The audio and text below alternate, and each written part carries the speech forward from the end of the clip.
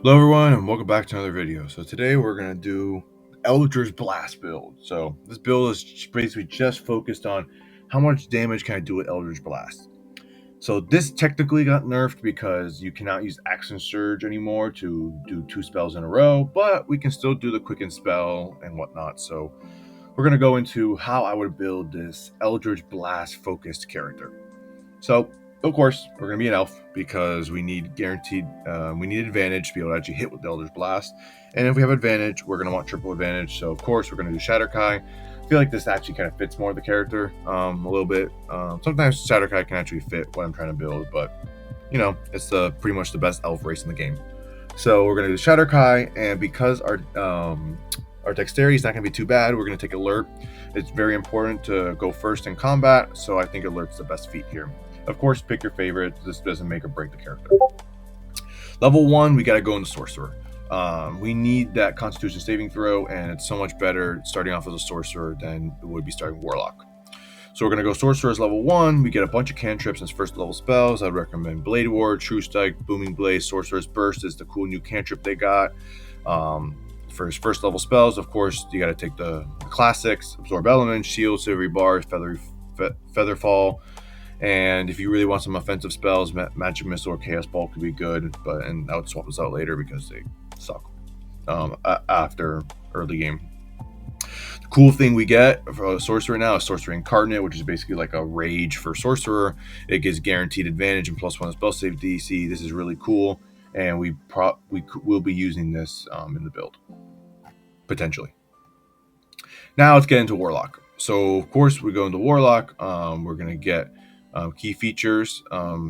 Eventually, level 2, we get this. We'll get Agonizing Blast. But at first, I would actually recommend getting Pact of the Chain. We don't have a Familiar, and Familiars can help grant advantage. So since we're not really focused on using a blade here, I would really highly recommend Pact of the Chain, because if we're not going to get extra attack with this build. So you can, if you really need to hit someone in melee, True Strike will be your best friend.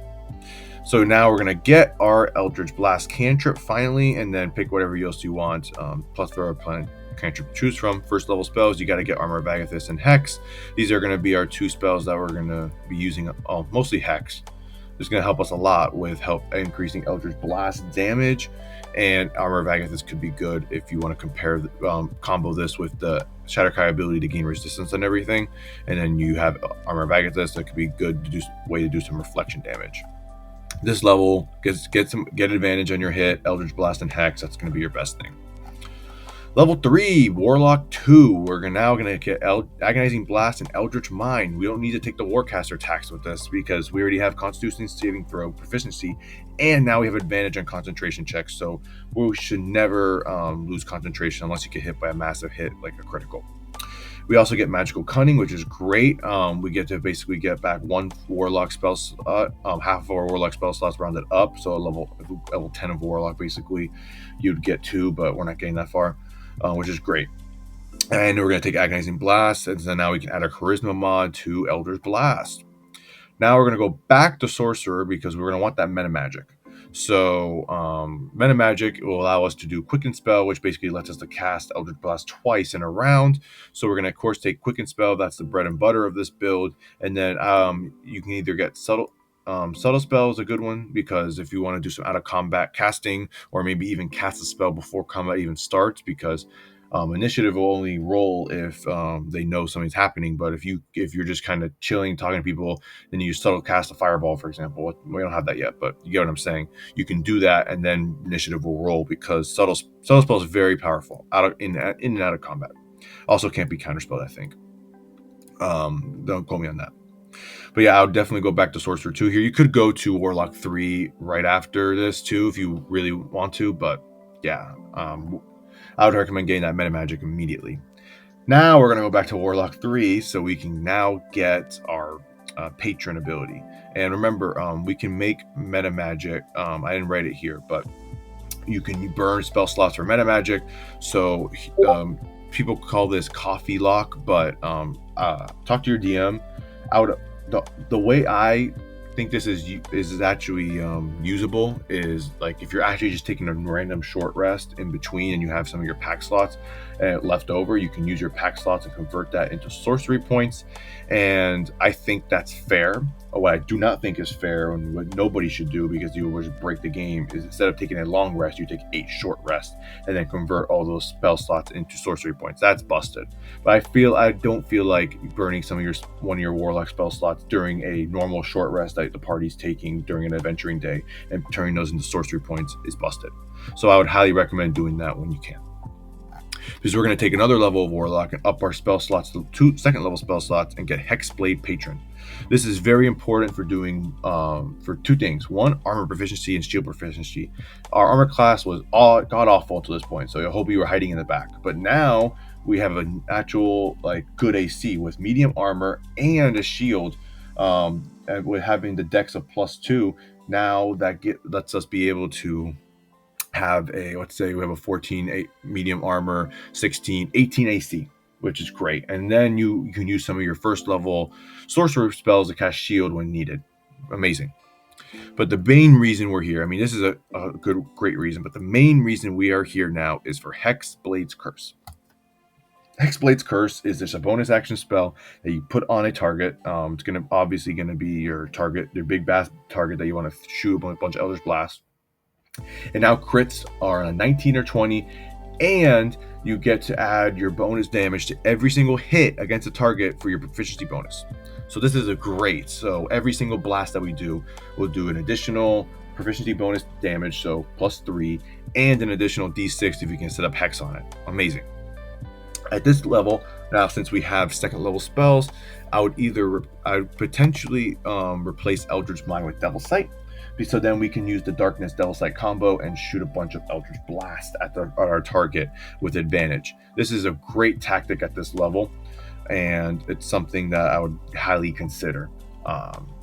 Because if you have darkness on yourself hiding in the back, you're not impacting any of your teammates, and then you can just shoot with Eldritch Blast without having to worry. And most of the time, you're going to have disadvantage to hit you, and you'll have advantage to hit them, except when you face enemies that also have Devil Sight, like other devils, or enemies with Blind Sight.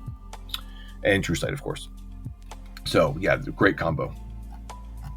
And yeah, this level 5, basically our go-to combo is going to be Darkness. If you can cast it beforehand, that's great. And the way you cast it beforehand is you put somewhere in your backstory that your character has a tongue piercing.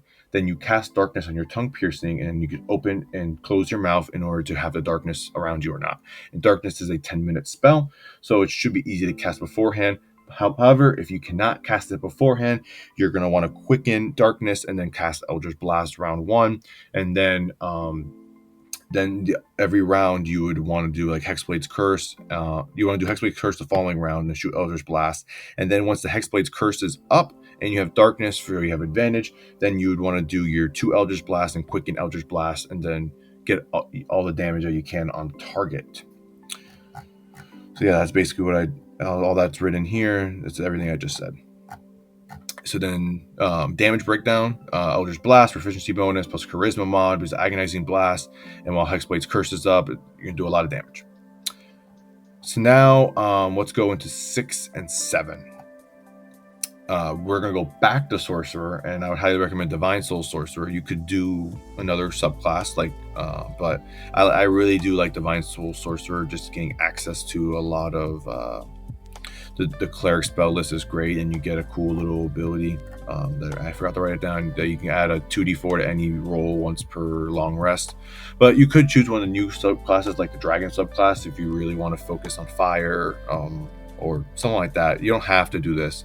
And also the Draconic Sorcerer list lets you add your dex and your charisma mod. So I guess eventually it could be an AC buff, but I don't know.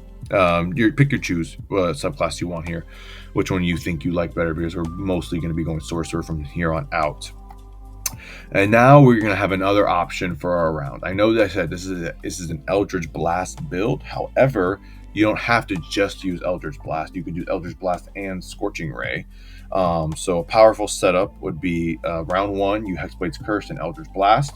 Then you put Hex on the target, an Eldritch Blast.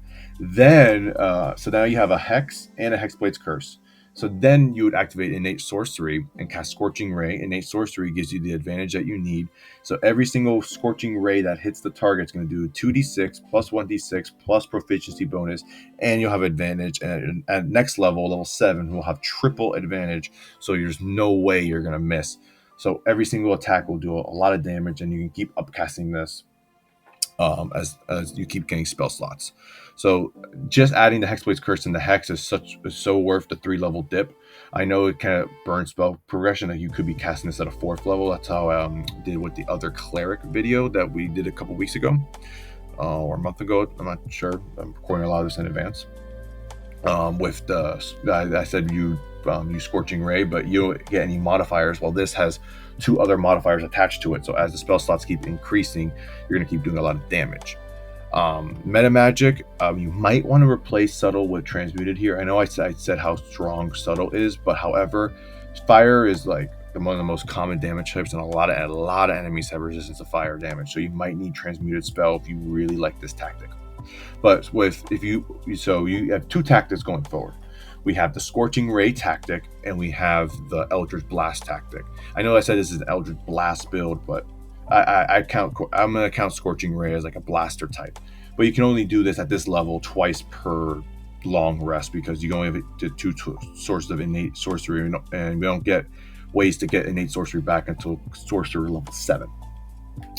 But yeah, that's that. And then of course we're going to go right into Sorcerer 4, get Elven Accuracy, and now boom, whenever you have advantage, which you have tons of ways to get advantage, you'll have triple advantage on every single attack, which is amazing. Then you get 2nd level, some more spells, Hold Person, Mirror Image, choose whatever you want. Doesn't really matter. Scorching Ray is the main one. Suggestion's a really, really good spell. I would highly recommend Suggestion.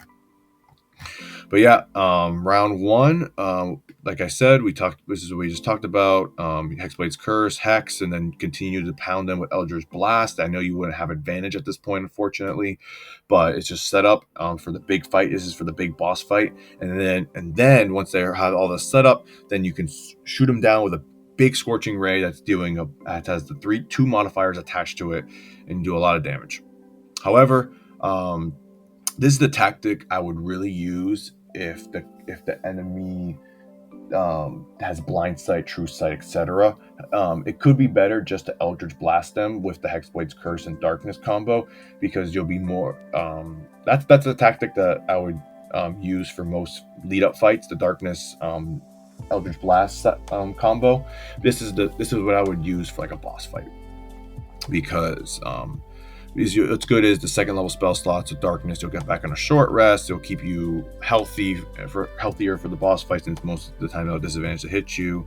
But yeah, that's the build. I know I always stop these builds early, but I'm trying to make builds that are online by level 7 and 10. Like, a lot of people do not play high level D&D, and I like to have it to where it's online by at least level 8 to 10, or 10 at the latest.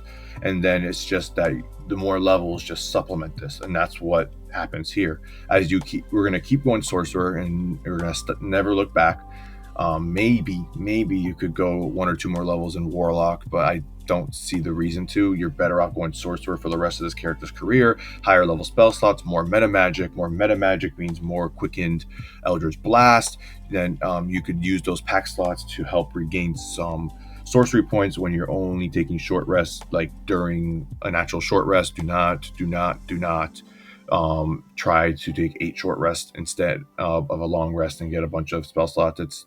No one's gonna like it. It's way too powerful, and it's an oversight on Wizards of the Coast from that. But yeah, I really hope you enjoyed the build. Do you have any questions? Write them in the comments. Like, comment, subscribe. Please join the Discord. I have this whole character sheet, this whole document that we went through breaking down the build and the character sheet in the Discord, all for free. All you gotta do is join. All right, I hope you enjoyed the video. Until next time.